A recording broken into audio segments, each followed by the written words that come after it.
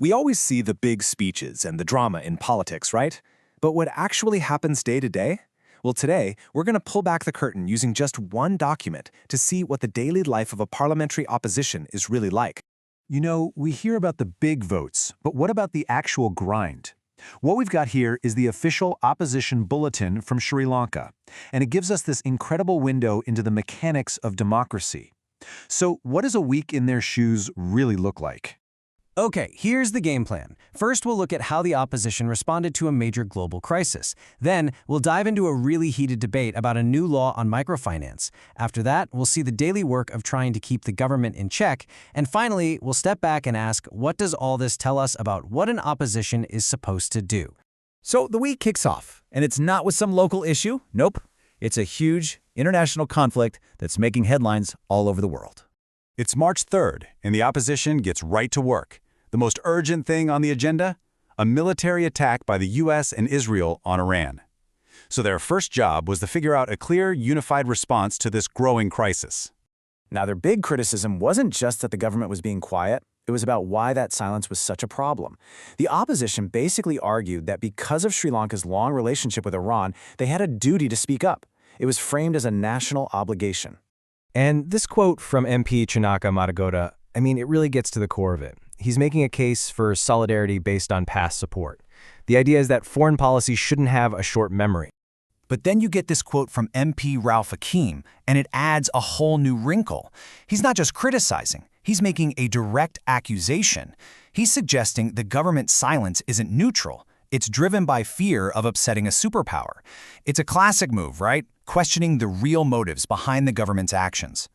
But look, this wasn't just some high-level debate about principles. The leader of the opposition brought it right back home, connecting this distant conflict to the lives of everyday Sri Lankans. He raised concerns about the safety of workers overseas, the stability of fuel supplies, and even the economic hit from a drop in tourism.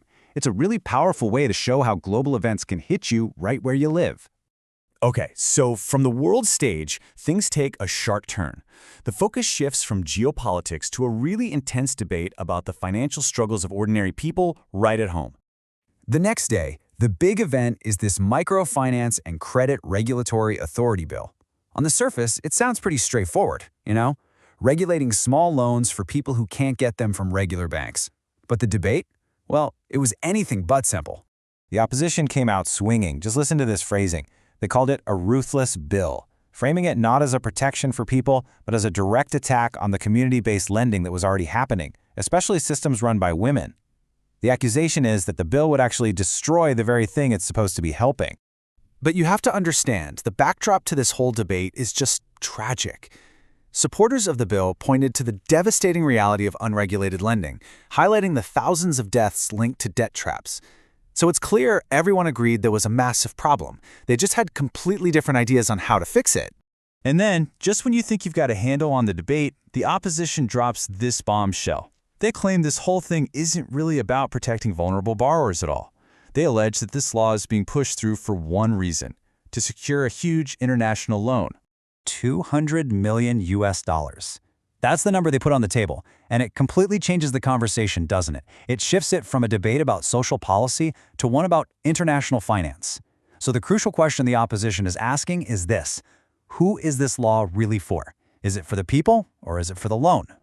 All right, so we've covered the big headline-grabbing stuff. Foreign policy, major new laws. But a massive part of an opposition's job is, well, it's the daily grind, the less glamorous work of scrutinizing every little thing the government does. To get what happens next, there's this one parliamentary tool you gotta know about: Standing Order 27-2. You can think of it like a no-wait pass. It lets any MP stand up and demand immediate answers from the government on urgent issues. It's a really important weapon in their arsenal. And boy, did they use it. Just look at the range of issues they raised all week. Tuesday, it was about shady coal imports. Wednesday, they were demanding relief for tens of thousands of families hit by a cyclone. Thursday took a turn into sensitive post-war investigations, and Friday it was all about the low prices farmers were getting for their rice. It's like a whirlwind tour of the country's most pressing problems.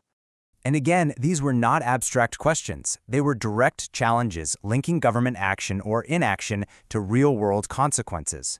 A question about coal imports was really about an alleged 8 billion rupees down the drain. A question about cyclone relief was for the 40,000 families without a home. It was about making sure the human cost was front and center.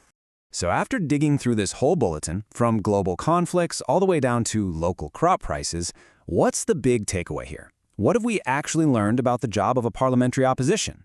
Well, it seems to break down into 3 main jobs we saw them do this week. First, they act as a kind of shadow foreign ministry, challenging the country's voice on the world stage. Second, they're legislative critics, basically stress-testing every new law. And third, they are relentless investigators, using the rules of Parliament to demand answers for the public, day in and out. You know, when you really look at it, this one bulletin shows just how massive their job is. A good opposition has to be able to pivot from debating a war one day to the price of rice the next. Their fundamental role, as this document makes so clear, is to constantly question, to consistently challenge, and to tirelessly represent the voices that might otherwise get drowned out. So I'll leave you with this question to chew on. In any democracy, when you strip it all away, what do you think is the single most important job of the opposition? It's definitely something worth thinking about. Thanks for joining us.